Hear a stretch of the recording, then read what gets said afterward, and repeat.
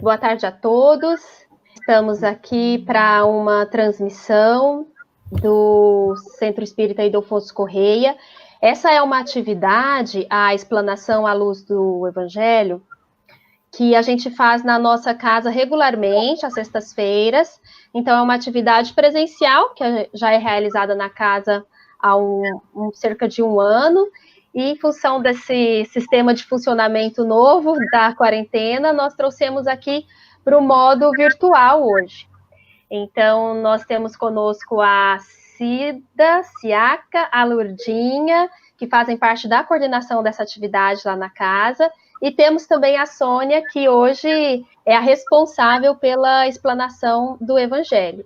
Então, hoje a gente vai abordar dois itens do capítulo 12, que é o capítulo Amai os vossos inimigos. A Sônia preparou para nós, e logo mais a gente vai ter aí a explanação sobre os itens 9 e 10 do Evangelho segundo o Espiritismo, tá? Essa atividade ali na nossa casa espírita, ela tem uma duração de 30 minutos, e sempre ao final a gente tem, então, os passes e água fluidificada. Então, a gente quer sugerir para vocês, quem puder pegar uma água, colocar aí próximo, né, para ser fluidificada, porque a gente tem toda uma equipe da nossa casa também, tanto de passistas quanto de pessoas que trabalham na irradiação, nos acompanhando para que a gente possa, mesmo à distância, mesmo cada um em sua casa, receber esses fluidos, né, ter essa água também fluidificada e nessa fluidoterapia que a doutrina espírita nos oferece, tá bom? Então, nós também vamos ter a prece inicial com a Lourdinha, depois a explanação com a Sônia, e a Cida vai fazer a nossa prece de encerramento. Para a gente abrir o nosso trabalho, então, eu vou ler uma mensagem de um livro da Joana de Ângeles, Filho de Deus. É a mensagem do capítulo 17, intitulada Deus Sabe. Há momentos muito difíceis, que parecem insuportáveis, enriquecidos de problemas e dores que se prolongam, intermináveis, ignorados pelo mais próximos afetos, mas que Deus sabe. Muitas vezes te sentirás à borda de precipícios profundos, em desespero e por todos abandonado. No entanto, não te encontrarás a sós, porque no teu suplício Deus sabe o que te acontece. Injustiçado e sob o estigma de calúnias destruidoras, quando, experimentando incomum angústia, estás a ponto de desertar da luta, confia mais um pouco e espera, porque Deus sabe a razão do que te ocorre. Vitimado por cruel surpresa do destino, que te impossibilita levar adiante os planos bem formulados, não te rebeles, entregando-te à desesperação, porque Deus sabe que assim é o melhor para ti. Crucificado nas traves ocultas de enfermidade pertinaz, cuja causa ninguém detecta, a fim de minimizar-lhe as consequências, ora e aguarda ainda um pouco, porque Deus sabe que ela vem para a tua felicidade. Deus sabe tudo, basta que te deixes conduzir por Ele, e sintonizado com a sua misericórdia e sabedoria, busca realizar o melhor, assinalando o teu caminho com as pegadas de luz, características de quem se entregou a Deus e em Deus progride. Unamos os nossos pensamentos e os nossos sentimentos e vamos orar.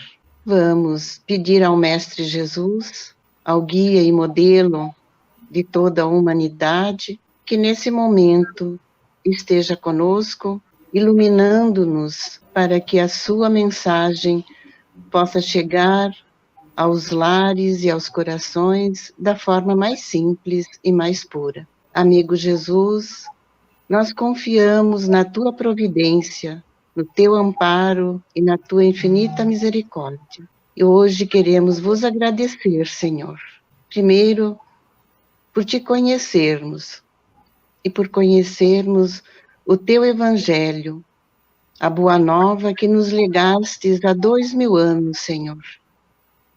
Queremos te agradecer pelo dom da vida, por aqui nos encontrarmos na tarde de hoje, reunidos online, para levarmos aos corações o teu Evangelho. Mas, Senhor Jesus, como somos ainda tão carentes da tua misericórdia, queremos te rogar a tua proteção, Senhor, a tua compaixão para todos nós nesta tarde, para o nosso planeta, Senhor, que se encontra doente, não só na doença física, mas principalmente na doença moral. Olha por cada criatura, divino amigo, e envolveia com o teu amor e com a tua luz, para que possamos, Senhor, entender a mensagem que o Pai Criador nos dá nestes dias, através deste vírus que, ora, vem alertando a todos nós, nos deixando aqui preocupados com a nossa saúde e de todos os nossos entes queridos. Envolva-nos, Mestre Jesus, na paz, no amor, na luz, e permanece iluminando a nossa tarde e este momento em especial. Se conosco, hoje e sempre, divino amigo. Que assim seja. Obrigada, boa tarde a todos. Nossa reflexão, como a Inês comentou no início, segue uma programação do Evangelho, então os temas seguem a programação. Nós não estamos num tema salteado, sim numa sequência de raciocínio. E o tema de hoje, a vingança e o ódio, pode parecer um tema até difícil de ser, nossa, por quê?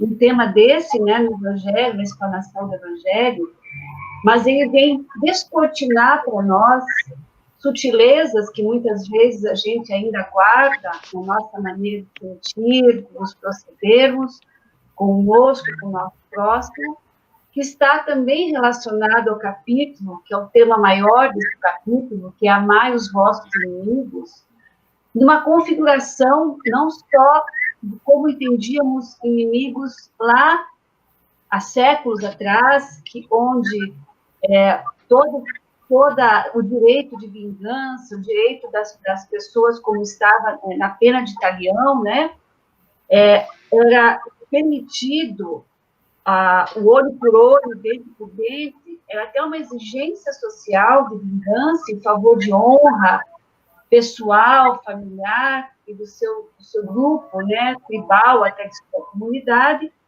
mas, como nos diz o Evangelho, são sentimentos, a vingança e o ódio, remanescentes ainda desses costumes bárbaros da atualidade, que tendem a desaparecer dentre os homens, dentre a humanidade. E se nós estamos num momento extremamente propícios para nós repensarmos, né, nossas atitudes, nossos sentimentos, ao mesmo tempo que estamos sendo impactados por toda essa situação que o nosso planeta está vivendo, nos dois planos da vida, inclusive, também é o momento da gente buscar esse salto de qualidade naquilo que muitas vezes a gente não dá devida atenção daqueles sentimentos ainda que estão se escondendo dentro de nós como resquícios da nossa etapa evolutiva, dos nossos atavismos de várias encarnações, e até porque em encarnações pregressas vivíamos em sociedades, em comunidades, em que esse tipo de sentimento, vingança, ódio, não amar os inimigos, era uma questão de honra.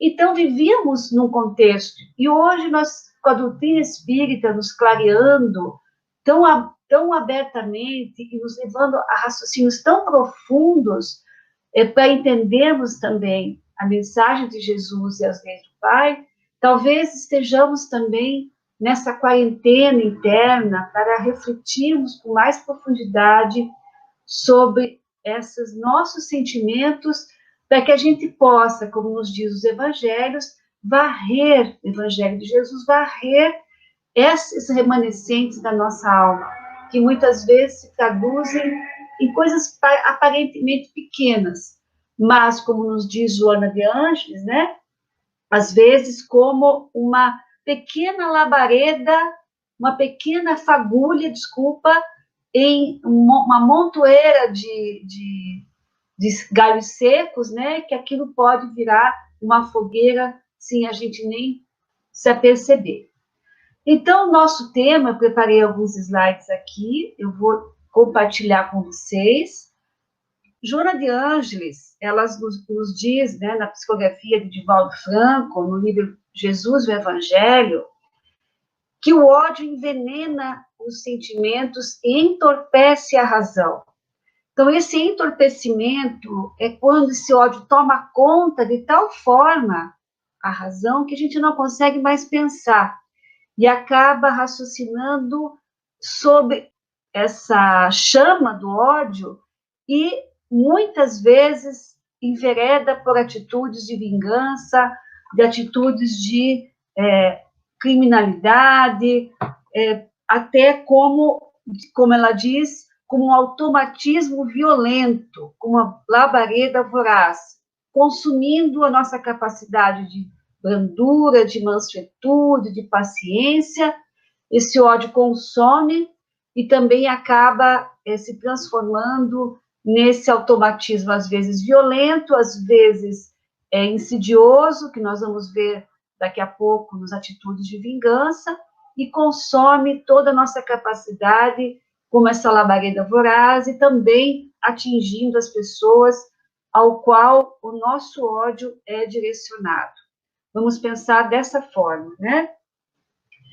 E também no Evangelho nos diz da vingança, em sendo os últimos remanescentes dos costumes bárbaros, então, que tendem a desaparecer da humanidade, nós precisamos, então, trabalhar para vencer, para extinguir todo e qualquer vestígio que a gente ainda traga de vingança, em tempos que nos tempos modernos, né, nos tempos atuais, modernos, como a gente vê o acirramento, até nas redes sociais, às vezes a pessoa indiretamente acaba postando alguma mensagem que já sabe que vai ser provocativa do grupo oposto, enfim, tem uma série de possibilidades que a gente ainda vê de ressurgimento dessa labareda, da vingança, do ódio, e que nós precisamos trabalhar a nascente do nosso coração,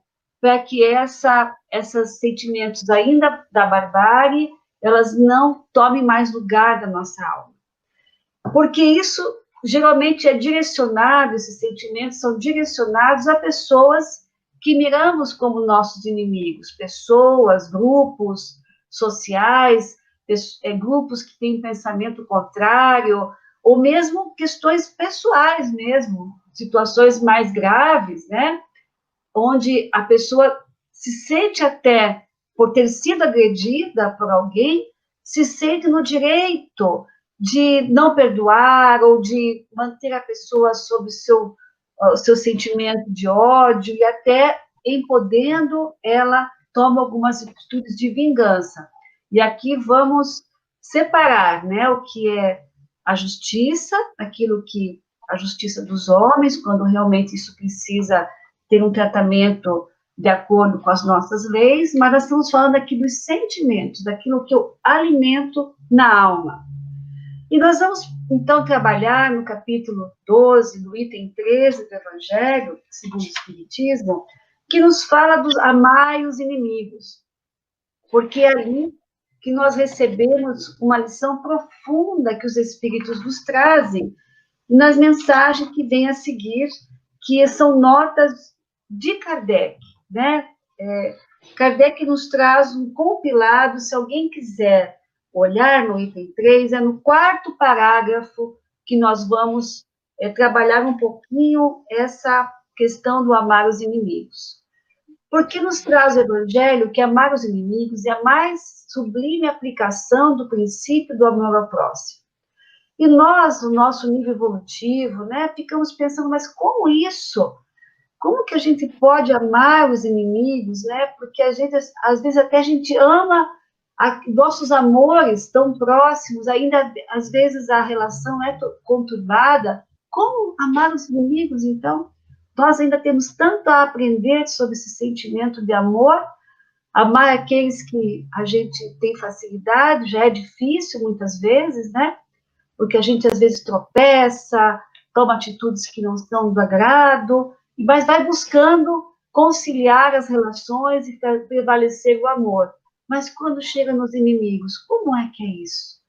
Então, vemos também que o Evangelho nos diz: amar os inimigos não significa que não se deva estabelecer diferença alguma entre eles, os inimigos e os nossos amigos. Então, aqui a lucidez do Evangelho, na lucidez de Jesus, quando nos trouxe a mensagem, entendendo das nossas dificuldades, de compreender o que é este amar incondicional a toda a humanidade, nos estabelece diferenças para que a gente possa encontrar caminhos didáticos, vou assim dizer, nos nossos sentimentos para serem trabalhados.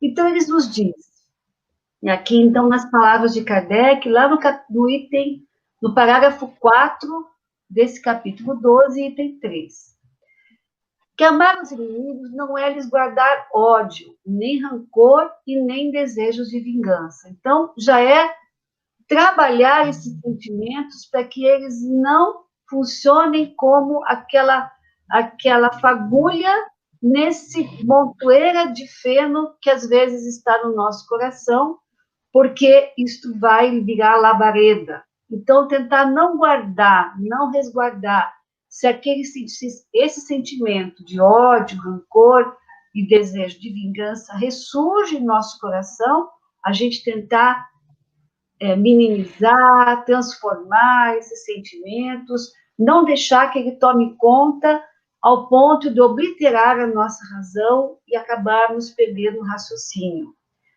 Segundo, é perdoar-lhes, sem pensamento oculto e sem condições, o mal que nos causem. E às vezes isso leva muito tempo. A gente precisa de tempo para que, ao escutar esse pensamento oculto, se eu ainda não guardo esse sentimento de ódio ocultado por algum interesse outro, não impor condições à pessoa para que a gente possa perdoar, mas frente a condições que eu possa colocar, porque não vai ser autêntico. Então, isso requer tempo e requer que a gente vá prestando atenção naquilo de sentimento oculto que a gente tem. Então, a gente precisa regar essa plantinha do perdão. Não opor nenhum obstáculo à reconciliação com eles. Isso também é precioso, porque muitas vezes, né, aquela pessoa já está querendo pedir o nosso perdão, mas a gente ainda está guardando esse sentimento de ódio, de rancor e de vingança, e somos nós que apresentamos dificuldade de reconciliação, não são os outros. Então, se nós percebermos que aquela pessoa que nós estamos nessa dificuldade momentânea, um amigo outro dia disse, né, que não existem inimigos, existem dificuldades momentâneas frente às reencarnações, a gente não deve opor obstáculo, mesmo que a gente precise passar por cima, às vezes, das dores, dificuldades, mas é um caminho da reconciliação.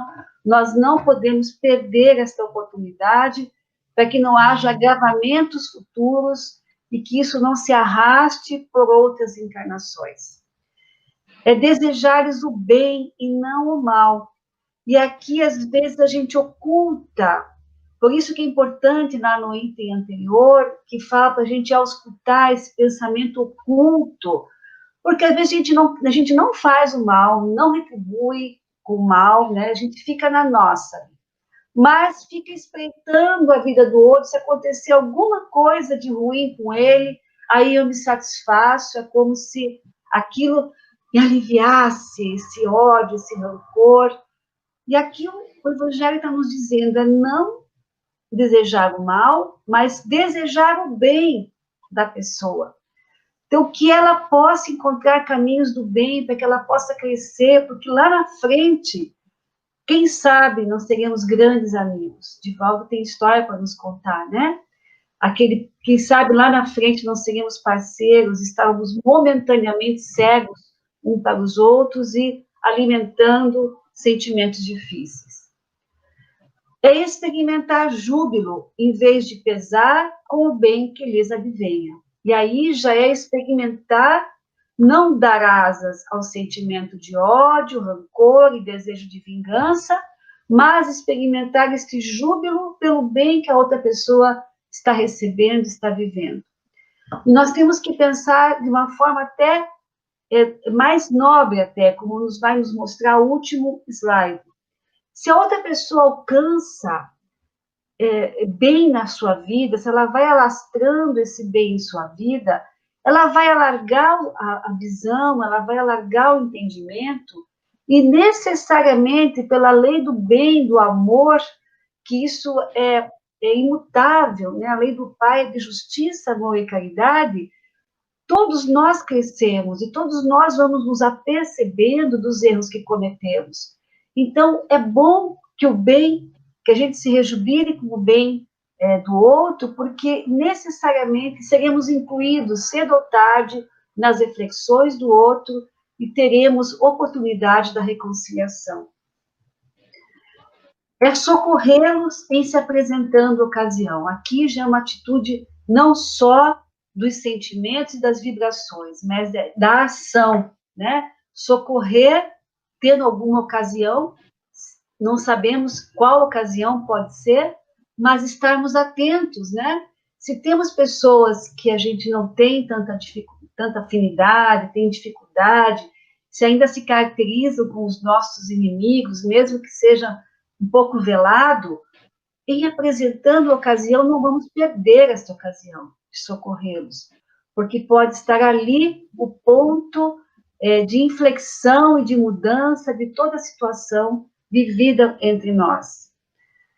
É abster-se, quer por palavras, quer por atos, de tudo que possa prejudicar a pessoa. E às vezes aqui é na fofoca, é aquela história que encontra um ponto, aumenta um ponto pelo lado negativo. Então, não podemos, na frente da pessoa, a gente trata ela super bem, né? Com resguardo, mas aquilo fica resvalando dentro da nossa alma.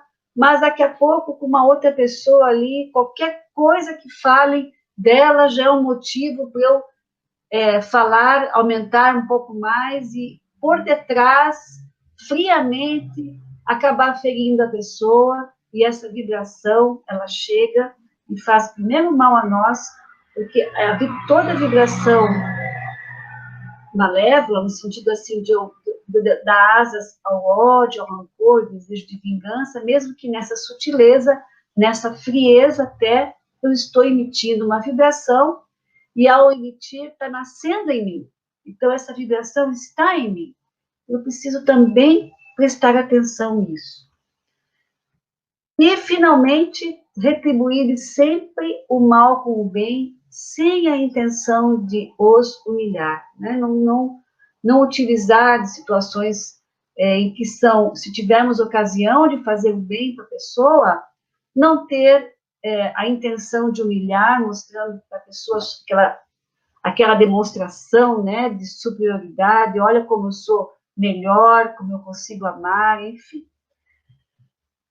Que assim, quem assim procede, nos diz então a nota, a mensagem de Kardec, preenche as condições do mandamento, amai os vossos inimigos.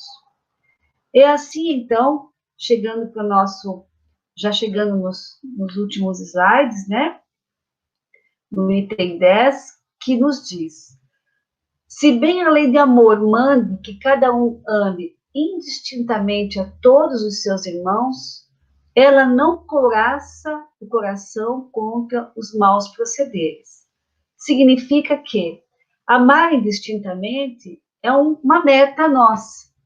É uma meta a ser perseguida, como trouxemos aqui os 8 passos nesse parágrafo que Kardec nos mostra, mas o nosso coração, ele não fica resguardado de não sentir o ódio, o rancor, o desejo de vingança, porque somos ainda, estamos nesse processo de mudança interior, temos ainda esse atavismo do passado, esses sentimentos ainda estão presentes no nosso orbe terrestre, ainda por nossa causa, né, por causa que a gente ainda alimenta, mas aquilo que nos cabe, de tentar nos varrer esses remanescentes da barbárie, do mundo primitivo em nós, ainda a gente não consegue couraçar, ou seja, proteger o nosso coração de não ter esses sentimentos.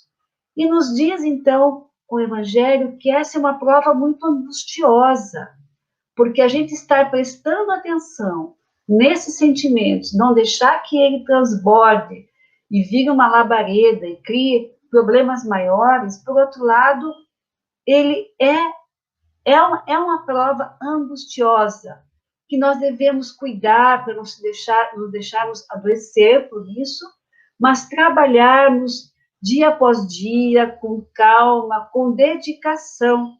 E aí é que nos vem a outra mensagem, né, que está no Evangelho, que eu achei muito interessante lá nesse item sobre o ódio, que nos diz: amai-vos uns aos outros e serei felizes. Isso é uma meta na nossa vida, né? Mas nos diz: tomai sobretudo a peito, amar o que vos inspira indiferença, ódio ou desprezo. Esse apeito, achei uma expressão muito interessante, porque nos dá, assim, esse de coragem, com empenho, com realmente enfrentamento, né, dessa questão, a gente não deixar isso como algo menor, porque eu ficar amando aqueles que já me amam e que eu já amo, é a parte que já conquistamos, que já está mais fácil, mas precisamos tomar a peito essas dificuldades, essas pessoas que ainda nos inspiram essas dificuldades da alma, porque não são elas as responsáveis por esse nosso sentimento, somos nós que damos vazão. Então, esse apeito também a gente pode interpretar, né, como um devotamento a esta causa interior. A gente se devotar a isso como uma maneira de nos libertarmos, traçar metas interiores, como que eu vou realmente vencer essas dificuldades e, ademais, nós não apresentarmos essa dificuldade para o nosso próximo, não sermos os inimigos do outro, né? Não nos colocarmos em condições de que o outro precise fazer esse exercício com relação a nós, tomar a peito, nos amar, porque somos pessoas difíceis. Veja, isso é uma outra maneira de a gente também raciocinar em torno desta mensagem. E o último slide nos diz: para ser superior ao nosso adversário, vamos colocar entre aspas esse adversário, vamos pensar que o adversário que nós estamos alimentando no nosso pensamento, preciso é que tenha alma maior, mais nobre, mais generosa do que a desse último.